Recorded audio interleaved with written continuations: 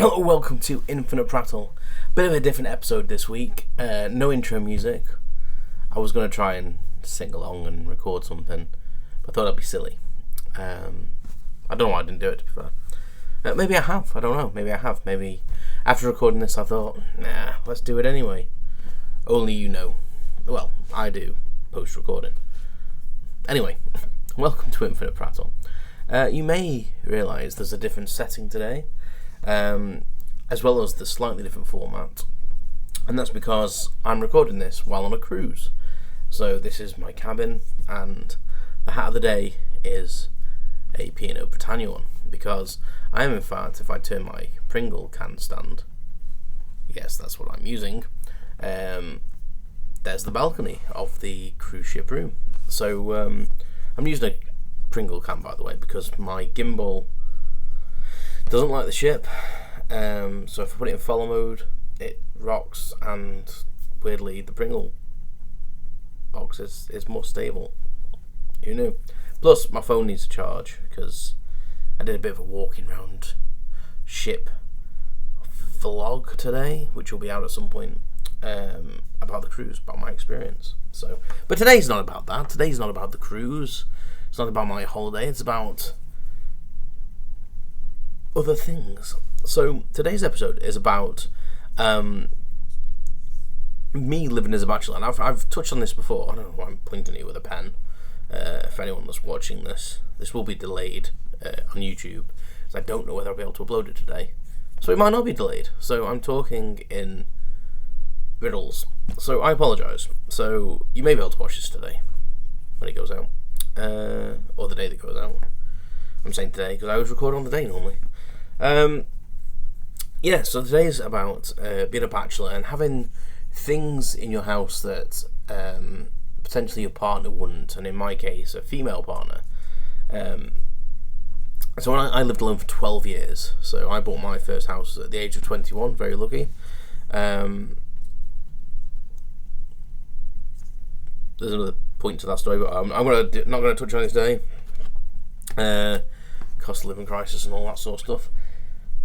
Anyway, I am a child, a man-child, and there's things that I used to have in my room that in my house and in my bathroom that I probably wouldn't put out today, due to my now maturity, and some stuff that I wouldn't put out just because either I wouldn't want Sarah to endure it, or she just wouldn't like me to have it out. Now, she's very good not vetoing things, to be honest. She understands that, we're both individuals, and I let her do what she wants and she lets me do what I want. I think it's more me doing what I want, to be honest. I've got some examples of things that I had in my previous house that I either wouldn't want now, but thought was cool at the time. Maybe wasn't. Maybe people came around my house and thought, you're a dickhead, which is quite a possibility. But one of the things I had was a barbed wire toilet seat. So my toilet seat broke, as they do sometimes. They're not the best. They don't last forever. They're plastic hinges, etc.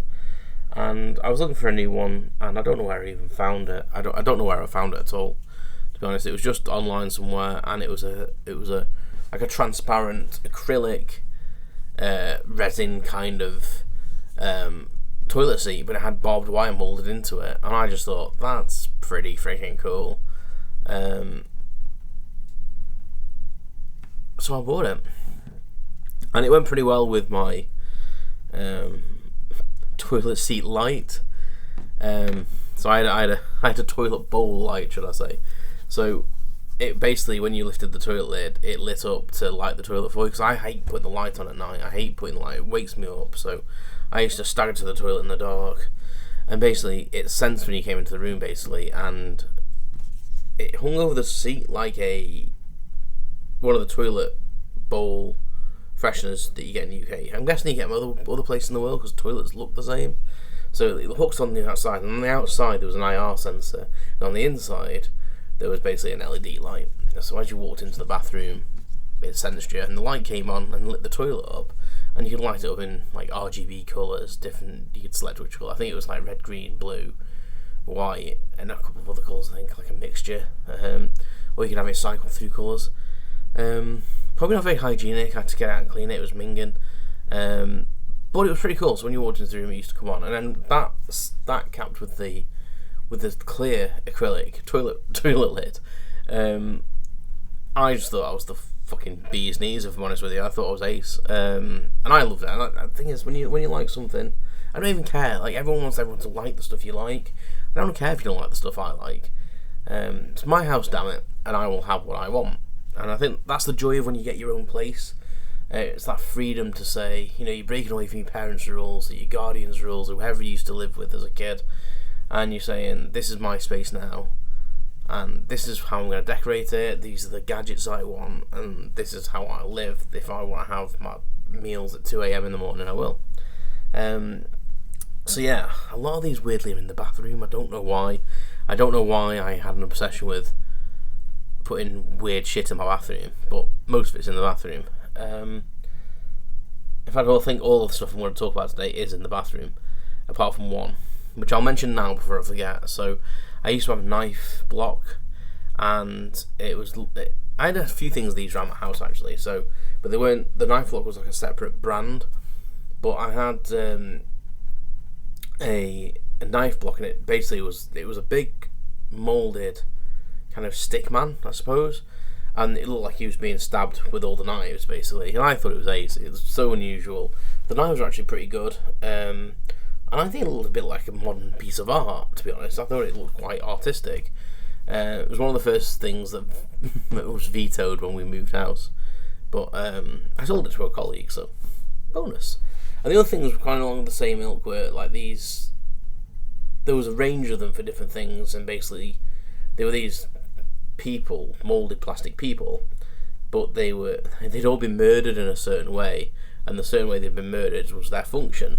So there was a bath pull light. So in the UK, I'm guessing again in other places in the world, we have some lights that are on pulls, mainly in bathrooms in the UK because of like electricity laws and stuff like wiring laws. So I had one in my bathroom, and basically it was a guy being hung, and the string was the thing that was hanging him. Pretty morbid really, but dark humour and all that. And then I had one that was a spoon rest, and it looked like he'd melted. Obviously hot spoons. And I had another one. What was the other one? I think it was a cup holder actually, like a placemat. And I think he looked like he'd been squashed, like where you'd put that's what it was. It was arms and legs at the top and the bottom, and his whole middle had been splatted outwards, whereas the spoon rest, like part of his body just melted to one side. And I loved them. They were great, quirky little things. Again, something that Sarah probably wouldn't want in the house. Well, we don't have a pull cord light anyway now, but something I think a woman wouldn't particularly be into. I don't think I would now actually. Maybe the drinks holder, like, looks like you've supplied someone with your drink, but yeah, I think I've moved past them for sure. Would I have an acrylic toilet seat again? No, because it showed too much away. Although it did encourage me to keep my toilet clean. It really did, because there was no hiding from it. You couldn't even close the lid and hide stuff. So I would have the light though. I definitely would have the light, because I still hate putting the light on at night. So yeah, so barbed wire toilet seat, night light for the toilet, and weird effigies of dead people or murders happening. Very bizarre. I had something in the bath. So when I used to have baths, I had something in the bath that I used to play with. Steady on. And that was a basketball set. I had this little set of basketballs. I think it was 3 balls and like a little net that was like suction cupped. So I used to suction cup that to my tiles, and while I was in the bath, I like to shoot some hoops. I actually got pretty good at it, and I think that's probably why I'm pretty good at throwing stuff into the bin at work. And that's all I can say about that. Just like a novelty toy for the bath. I think my mum bought it me, to be honest. And yeah, just good fun, isn't it? Just good fun. Gotta keep yourself occupied in the bath. Sarah always laughs at me, because one of her earliest memories of when we started like going out and chatting and stuff was me telling her that I used to sometimes come in from work and I'd get in the bath and watch something on my iPad and eat chicken dippers, copious amounts of chicken dippers. So it used to make her laugh. Now chicken dippers are like chicken nuggets, if you don't know what a chicken dipper is. And I'd be having me chicken dippers playing basketball. And she just remembers me saying that, and I think she thought it was a bit weird that a man used to like baths and sit and eat and drink and watch films or play basketball in the bath. Perfectly normal to me. Yeah, but I love that. Would that be something I think that's something I would have, but I wouldn't have it on display all the time, because I used to have that just out. So when people used to come around, they'd be like, "You've got basketball in your bathroom," and I'm like, "What are you getting out?" I know it's my house. So yeah, I think I would probably have that game in my bath again, but I wouldn't be allowed it on display, so I'd have to keep putting it away. So for that reason, I'm out, and I wouldn't have it, because when I've got stuff, I like it to stay in place so I don't forget about it. And storing stuff's a bitch, isn't it? Let's face it. Another thing toilet related, weirdly, is a talking toilet roll holder that I used to have. Now, it didn't just say preloaded stuff. You actually had to record a sound. So how it worked was, instead of your normal toilet roll holder, you would use this one instead, and then it'd go into your toilet roll wall-mounted holder.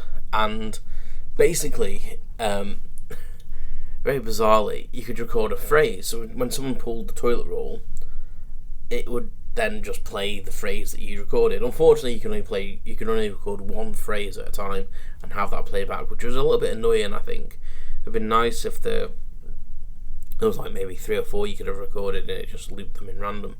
But unfortunately not. So I think one of the ones I recorded, which always made me laugh, was it was something like me going, "Oh, you smelly bastard! Give it a spray," or something like that. Because generally, if you're using the toilet roll, you've had a number 2, unless you're a lady, unless you're a man sometimes.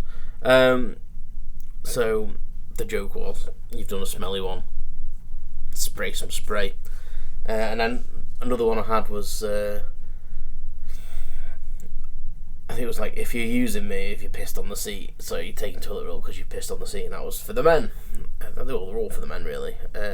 Ladies are ladies. They don't make a mess.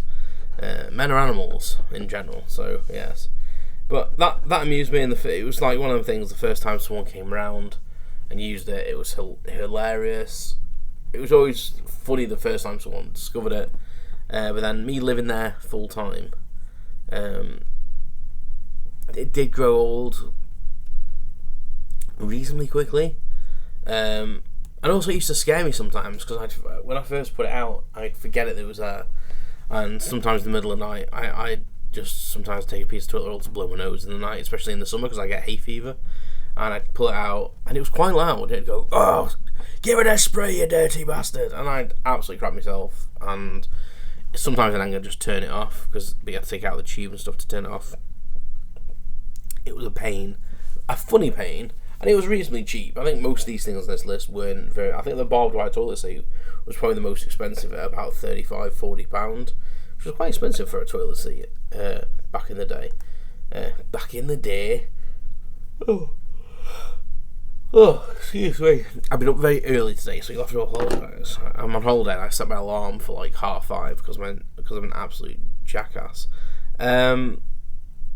Yeah, and I think the basketball thing was a few quid. My mum bought me that, and you can get them for about, at the time you can get them for like £5, less than a tenner at least.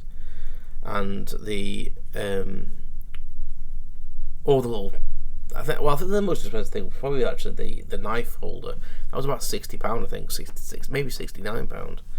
But the toilet roll holder was a few quid. And I think that was from a place called Firefox. Maybe that's where the toilet seat was from as well. I probably ordered them at the same time. I've just remembered something else that I had as well, also toilet related, which is so bizarre. I'll come back to that one, but it's probably one that got the most laughs and had the least impact on annoying you, I suppose. So the next one I had was a boobed shaped, so it was basically a set of breasts, but they were obviously plastic, moulded ones, but they were hollow. And what happened was, unscrewed the back of them, and you could put like shampoo or hair gel, not hair gel, like shower gel or conditioner. So mine always had one was shower gel, one was like, I had shortish hair at the time, so you can wash your hair with hair gel technically. So mine always had like shower gel and a shampoo. Left for shower gel, right for shampoo, and then later on when I grew my hair, it became left for shampoo, right for conditioner. But basically what you had to do was, it didn't dispense out the nipples, so don't worry. There was a little nozzle underneath, so you squeezed the boob and held your hand underneath, and it dispensed said liquids.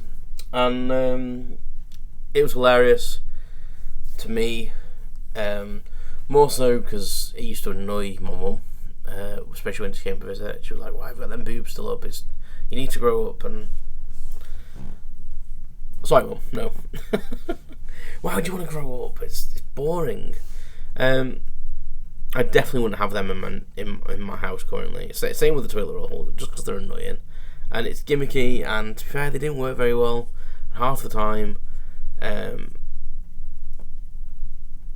You'd waste so much liquid because you needed to squeeze them that tight when it was getting a little bit empty. There wasn't enough air in them to squeeze all the liquid out, so you ended up having to keep topping it up, and there was probably always like a third full by the end, and you could never get that last third out. So when you actually wanted to change whatever you were storing them, you literally had to wash the whole thing out, and they'd get clogged and stuff like that. So no. Funny, especially as a 21-year-old. I think it was one of the first things I bought for my house when I saw them. What can I say? Boob-shaped shampoo dispenser. Would not get that back. On both counts, me and her. And then the last one I'm going to talk about is again to do with the toilet. I was obsessed with accessorising my toilet, apparently, with gimmicky shine. And this was a toilet mat. So in the UK we have these mats that go around the toilet. I don't know why, they're not very hygienic, but it's a thing, and you seem to just do it. We don't have one in our house, which is actually a good thing. So that's a straight away that this wouldn't be transferred across. Maybe if I had my own man cave with its own toilet, maybe. But then I'd probably have all these back because it would be my space. But I had a toilet mat, and basically it had a mirror attached to it, like sewn onto it, and underneath it said "well hung." So I think the idea of it was that while you go in the toilet, it was basically saying you could look at your undercarriage and think you were well hung. I think the mirror was slightly magnified as well, which is an extra joke. But yeah, it was black with yellow writing, and I had that for years, and it always got a laugh from people, men and women. I think it probably posed, like most things on the list, probably posed more questions than people wanted answers for. Really, it's just. I think the question was on all of these. They were like, "Haha, that's amusing. Why?" And I say, why not? Why not, like, spice up your life with some gimmickry stuff? I like gimmicks, but I don't like things that are not functional. So all these things had a function to them. So I don't like wastage in the world. So I tend not to buy things that don't have function or don't have longevity. And each of these things did. Unfortunately, some of them weren't made as well as they could do, because they kind of leaned into the fun thing more than the actual use of the product. So what's the words I'm looking for there? So they basically focus on the gimmick nature of the item rather than functionality, which is a shame because some of them actually worked really well. I mean the boob thing, like, I would have probably still been using them a lot longer if they had have actually functioned correctly. Maybe I would have had them in my house. You never know. I don't know what cup size it were. Maybe a C. That doesn't really matter, does it? I don't know why I said that. So yeah, so it's weird that all them things are in my bathroom. To be fair, I don't know why I felt the need to jazz up all my bathroom things. Very bizarre. Very bizarre. Yeah. What gimmicky things have you had in your time? And was it like when you were single or living alone? I suppose that's the time to do it because you don't have to think about anyone else. So that's the thing. When I was living alone, it was for me, for my pleasure, for my comedy. For my comedy. Oh my god, my brain. It was for my own amusement. Let's face it. And I wanted to give someone else a smile. Most of them things did. A lot of my friends didn't care about it. One of my friends was like, "Steve, you need to grow up and take these things out of your bathroom." And I was like, "No." And they were literally like, "No woman's gonna want to be with you if they see these things if you bring them home." And I was like, "Well, they're not the sort of person I want to be with then." So that's that list done. And that's that podcast done. So thank you for joining me today. Please like, share, subscribe. I know it's been a little bit of a different format today because I don't have the editing things with me. I didn't want to bring all my stuff with me, so I had to record this and edit it the best I can on my iPad. And very lacking internet where I am, so I hope it even uploads. Plan to get this out on time, but they may follow this recording with a social media post saying I can't do it. And I don't know that because I'm here in this time,